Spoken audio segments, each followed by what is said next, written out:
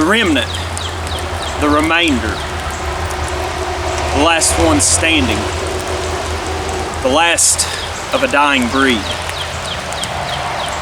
These are just a few of the things I've been pondering the last few days. It's undeniable, where if you're here watching this, you know that our people are in a state of decline.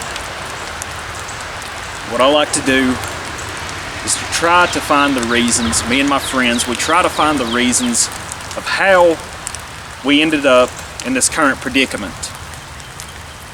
Now, this video, I'll go ahead and apologize in advance.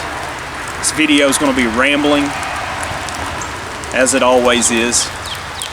It's going to be disjointed, as Jack Torrance would say in his videos.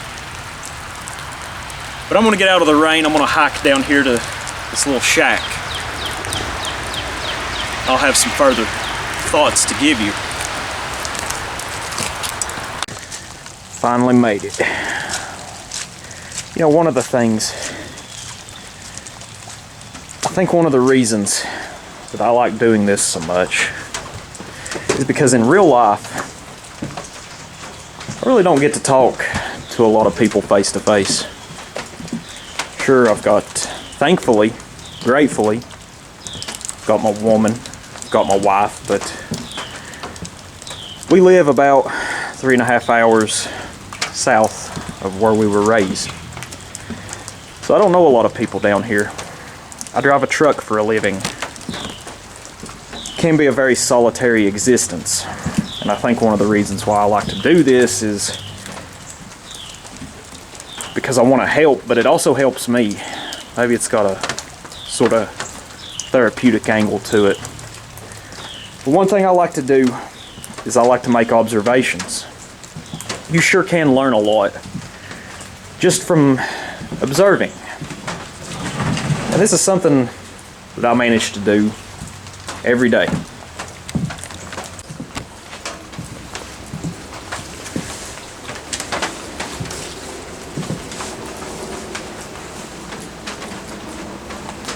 There's a phrase that I hear often in these circles. It talks about white unity at every opportunity. And while this is a noble concept, I'm not trying to denigrate it. At times, I wonder just how practical and how it can be applied in real life. Because our race, all the various sort of nationalities and ethnicities, we're all extremely complex, and there are differences. We may look alike, but there are differences. Now, in some of these observations that I've made over the last few years, one good thing that I excel at is making observations. Back during the years of meth, whenever I would be casing out a place, you better be on top of your game when it comes to all observing things. Absolutely. I was good at this. This is not something to brag about. Because, I mean, after all, I was a criminal. I was a drug addict. But I was very methodical and very successful at these things. Like I said, it's nothing to brag about.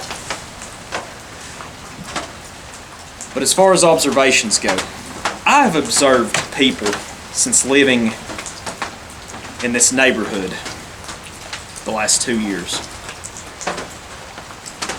Growing up, I grew up in an extremely rural part of northeast Tennessee. And town, the village that I'm from, was so small, it didn't even have a single traffic light.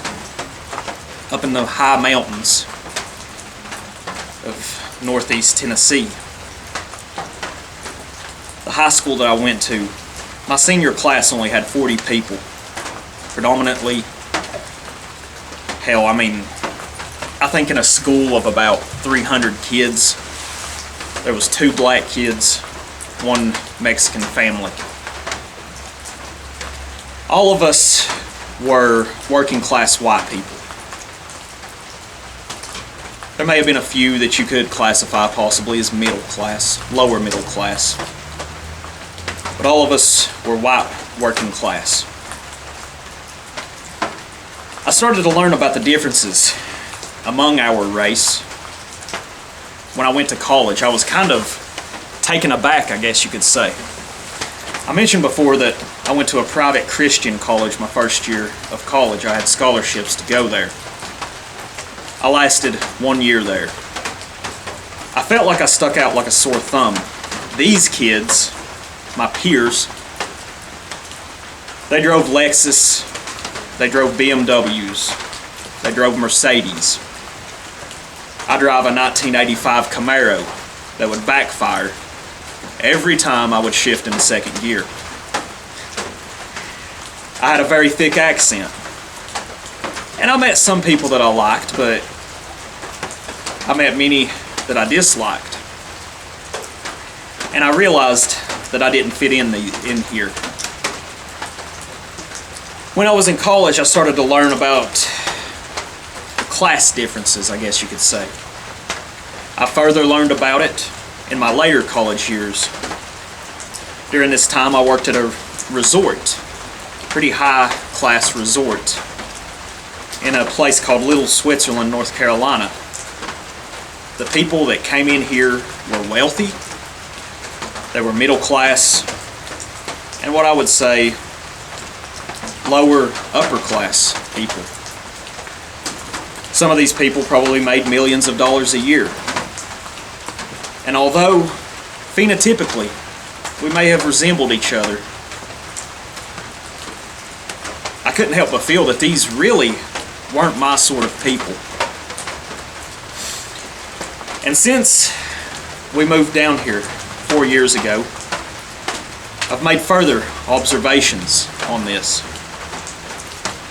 One of the things that I love about Tom Metzger was how he advocated for the white working class.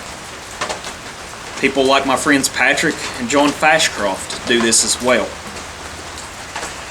And I have heard some people say, some of the talking heads in this, whatever it is we're in, some people call it the movement. Myself, I'm of the opinion that the movement sucks. There is only the cause and there is resistance. I'm not a movementarian type, as we would call it, per se. Now, I've observed things, and living in a suburban, you could call it a rural suburb, I guess. Thankfully, I have woods. I have an acre of land. I have woods in my backyard that I can retreat to feel kind of at home. Right now, I'm about 25 minutes from my house, here in a shack. This is my kind of place, to be honest. Now, what I've observed, though, is not very positive. You know, I shit on the suburbs a lot. I think the suburbs were a way to corral white people. And I think some people in this movement, they idolize the 1950s. They idolize the white picket fence and all that. I believe all of that was a facade. All the 1950s were, as I've said a million fucking times before, the 1950s were just our fleeting reward for killing our Germanic and Italic brethren in the greatest conflict this world has ever seen. The white suburbs, my neighbors, I've gotten to know my neighbors over time. Some of them I like, some of them I'm indifferent to. Some of them I wouldn't piss on if they were on fire. It's just the truth. I don't like them. I think they're fake. So now I'm not running down everybody. I'm not running down everybody that lives in a suburb. You know, there's good people there, of course. But the suburbs softens you, I believe. And what I've seen, the neighborhood that I live in, I would say is 90 to 95% white. And I've met some good people. One of my next door neighbors, she's a really nice older lady. The Serbian neighbors that live next to her, I really enjoy talking to them. They're my kind of people, you could say. Even though they're Eastern European, they're Serbian, I enjoy talking to them. Kindred spirits, I guess you could say. But then there's other neighbors on down the street, on other streets that I've witnessed how they behave, and I'm like, man, we may look like these people, but I don't feel like they're my people, really. And I'm not saying this to discount the blood, because blood absolutely matters, but I feel like these people they've been seduced by this just consumerist lifestyle. Some of them will probably gather together and watch their sports ball games wearing the jersey of a black man with a black man's name on the back of it. I don't understand this. It's also materialistic. It's consumerist culture. These people are what I would call strivers. It's what Patrick would call strivers. They are honestly just there to climb the corporate ladder and the social ladder. I reject this. I reject it completely. I have more in common with the people I live with in my community back home. I felt at ease there. You know, I lift weights, go to a gym. And when I go to a gym, I have a one-track mind. I want to get in there, I want to do my shit, get my reps in, and I want to get out. That's what I want to do. But in the meantime, I make observations at this gym. I see younger guys who are much like I was when I was a late teenager into my early 20s. You know, I've been told by some people before, in the past especially, that when they met me, they didn't think they would like me when they first came into contact with me. They said that they thought that I would be an asshole.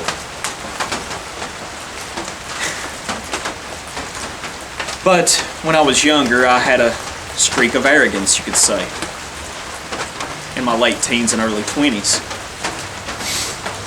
And that was before, though, you know, I'd lived, you could say. Back then, I thought I had all the answers. Thought I had a plan for life. That is before life actually happened. And that's before I realized that you can lose, that things do not go according to plan, and that sometimes in life, everybody takes a beating. Not just physically, but you can take one emotionally, mentally, all these things. And I guess I still do have a sense of arrogance in a way, a little bit of ego. But thankfully that ego has been tempered by time and experience. Some of these young men in there's one in particular. He's a very friendly young man. I'd say he's in his mid-20s, but I don't think I like the guy, even though he looks extremely Nordic, you could say. Blonde hair, blue-eyed, fit. I'm actually taller than him, though, and I'm not a tall person. And this guy's really friendly. He talks to people a lot. He's never spoken to me, though. I think I put off a vibe of I might be kind of an asshole when I'm in there lifting weights, working out. And it's not that I'm doing this on purpose. It's just, I know what I want to get out.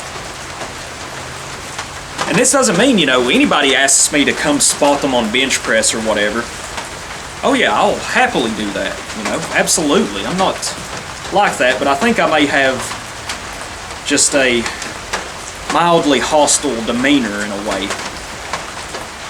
As someone that might be unhappy. I'm not unhappy, I just know what I want and I want to get out, But this guy, he talks about this guy, unless he's a homosexual.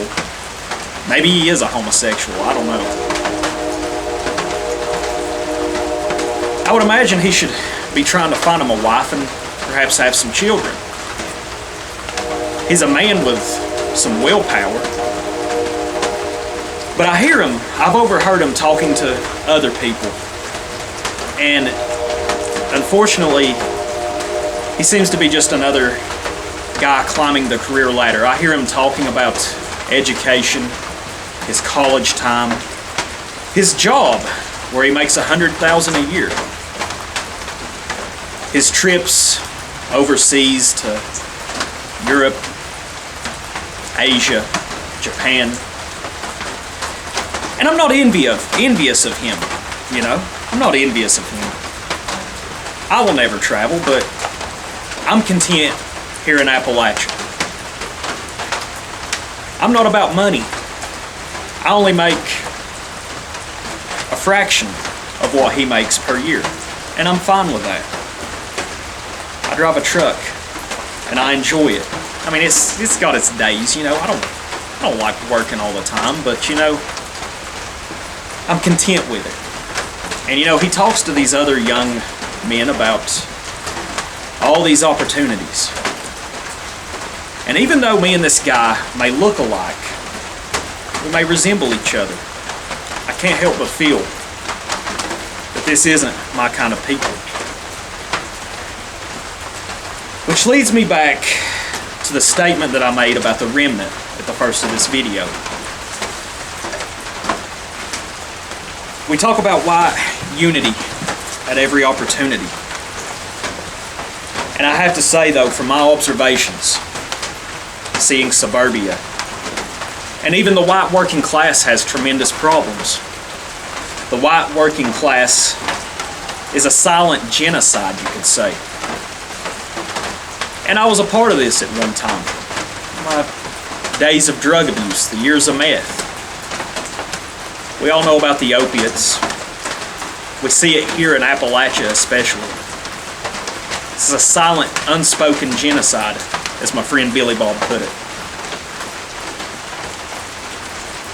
What I care about, well, yes, I do care about our people, and I wish them well.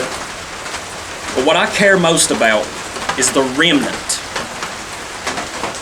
the remainder, out of the white working class, those that are racially aware, and even in the other classes, It's like I mentioned earlier, I've heard some people say that Metzger was a communist just because he talks about class. And I've seen other people online echo these sentiments, They don't like talking about class struggle.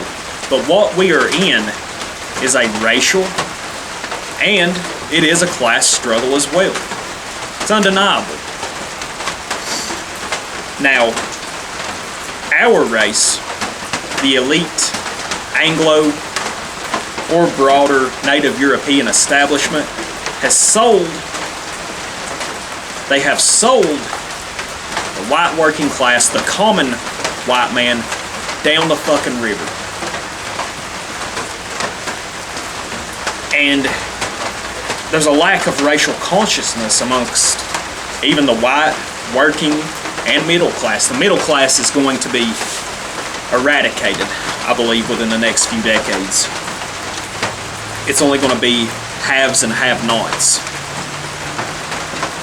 And the have-nots are going to struggle for the crumbs that the haves are willing to scrape off the table for them. Now, I care about the remnant, and what I mean in the remnant, I think a guy named Gringer summed it up the best, most eloquently, when he stated that he only cared about the remnant of the white race that was Aryan in mind, body, and spirit. And looking and the observations I've made in the last few years, and even here online, just because you're racially aware doesn't make you some sort of paragon, some sort of ideal. Because I've seen things, I've seen how people behave towards each other, and it's just like whatever, you know. But to be truly Aryan in mind, body, and spirit. You know, when I first started this channel, I wasn't a huge fan of the word Aryan. I thought it was more of a linguistic group. I believe the anthropologist Madison Grant also echoed these sentiments, but over time, the term has grown on me. And that's what I care about, is the remnant. Especially the remnant of the white working class. You know, and in some ways, I feel like the white working class, as my friend Patrick has said, we are facing an immense uphill struggle. Here in America, we are being smothered out. Sorry about that, my memory card was full and I was speaking into the void there for a couple of minutes, but I was at the point where I was talking about that the white working class is being smothered out by drugs, drug abuse, and, you know, invaders. Invaders from Central America. Now, my heart is with the working class, and my heart is here in Appalachia. And I'm not saying these things to denigrate, you know, per se, against the other classes or all across the world where our ancestors had set foot and made that land their own. I'm just looking out for my immediate area. Now, what will it take in the future? You know, I mentioned in one of my previous videos that perhaps an Aryan victory will look like in the coming century just for our people being able to survive. You know, we are diminishing in number. Part of this reason is because a lot of our people, they are not part of the remnant, as I would call it. They are not part of it. Some of them may display characteristics of an Aryan nature, as I would call it. You know, anytime I hike a lot, whenever I go out hiking, you know, sometimes I see white hippies out there. They may have dreadlocks, you know. They may be left-leaning, you could say.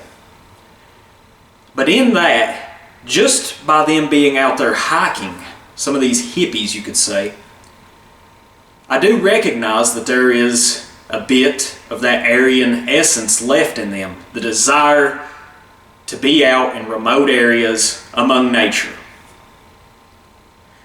You know, I also see it in perhaps, you know, people that care for animals. Caring for animals is an Aryan quality, in my opinion. But it's a matter of getting these people and trying to put the pieces together. And I don't know how best one could do that without things deteriorating. I've talked about this a bit before. But one of the things that we must discard, in my opinion, for us to survive and perhaps for this remnant to expand, is we're going to have to do away with this morality that has been prescribed to us. This universalist sort of morality is fucking killing us. Now, this morality, I don't believe is one of our own. Some people would say that this morality, this shift in morality among the native European began with Christianity taking hold. And I do think there is some truth to this. Absolutely. You know, I have more of an Odinist sort of worldview, more of a pagan worldview. And when Christianity came to pass, Christianity, the Abrahamic religions, they, except for perhaps Judaism, they are all, universalist in nature. Islam, Christianity, they are universalist in nature. Now, I will say this, there have been movements in the past that were our peoples that were, heavily Christian. I think of like the Aryan Nations Church that Pastor Butler had started, with Christian identity ideals. The Ku Klux Klan, these were Christian organizations, but what they were is they were race first, blood first. And I will acknowledge that I do think Christianity, as we have seen it in the 20th century, is probably not the same as the Christianity that was from decades ago, centuries ago. Although, I do think that Christianity itself has a sort of universalist aspect. We could fast forward to the Enlightenment and this sort of humanistic, egalitarian worldview that, really came to fruition, you could say, during not only the American, but also the French Revolution. This egalitarian worldview. Now, you could say that this is an extension of this universalistic worldview, this universalist idea. We have to eliminate this idea, this morality, because it's killing us. We have to forge our own morality. This is something that I've talked about with my friend Desiree before. He's got a lot of knowledge. Sometime here in the future, if he's willing, I'd like to get him on a stream and maybe a couple of other guys and talk about this, about how we can forge our own morality. Because this current one is doing us no favors. What good is your morality if it led you to this and led you to being 6 foot underground? What good was it? Morality is a sort of, you could say, a sort of social construct. Race, however, is not, obviously. Morality is also you could say, an extension of the race's biospirit. Each race has its own morality. Each race. Our race's morality has been subverted completely. Nepotism. Nepotism will be one of the facets of this new morality, this rediscovering, perhaps, of the old morality. Nepotism. Looking out for your own, every way you can. This will be, and this is how minorities work. You look at the Indians that have came over here, the Pakistanis, whatever, seizing control of, gas stations and hotels. Nepotism. However, under this current morality, anytime a native European displays any form of favoring their own or nepotism, they are vilified. And a lot of people, when confronted with this, they will back down. And they will be cowed into submission. And there's even laws, the affirmative action, all that bullshit is against nepotism. But it's obviously not against nepotism for the quote-unquote minorities to exercise this tactic. Also about morality, I've made it abundantly clear that my morality follows natural law. My morality does not necessarily follow the laws of the land. Our legal system is completely Judaic in nature. Litigation, as I've said before, is inherently Jewish in nature. I have a disdain for a lot of these laws. And I'm not encouraging people to break them, of course, but really, there comes a point when your morality will supersede the legality of the situation, if that makes any sense. That quote that I had posted at the beginning of the video by the anarchist Joseph Pierre Proudhon, I agree with it quite a bit. You know, I've been reading a little bit of stuff by Proudhon and Mikhail Bakunin here lately, the anarchists, the early anarchists. And while, you know, I don't agree with 100% of everything they say, they do make up some very cogent points that should be noted, that should be acknowledged, and perhaps put into practice. But anyways, we have to forge our own morality, because this current one is killing us, as I said earlier. Anyways, this video has been long enough. I've rambled on long enough. Maybe I'll have some, maybe I'll make a part 2 sometime here in the future. But you know, one of the points going back to it is, just because, and back to what Dringer had said so eloquently, just because someone may appear Aryan in body, or Native European, Nordic, whatever, doesn't necessarily mean that they are Aryan in mind, and especially in spirit. You know, the question I guess I have to pose to leave you with is, race, is it all just phenotypical? I don't believe so. Phenotype, of course, is a part of it. But there is a racial soul, a racial spirituality, you could say. It's a mindset.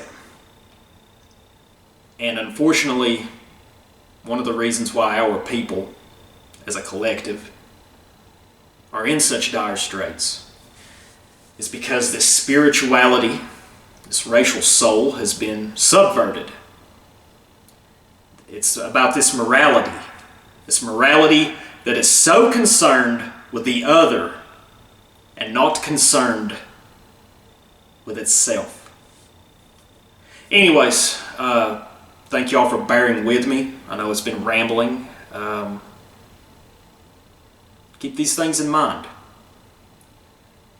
Thank y'all for watching. Bye-bye.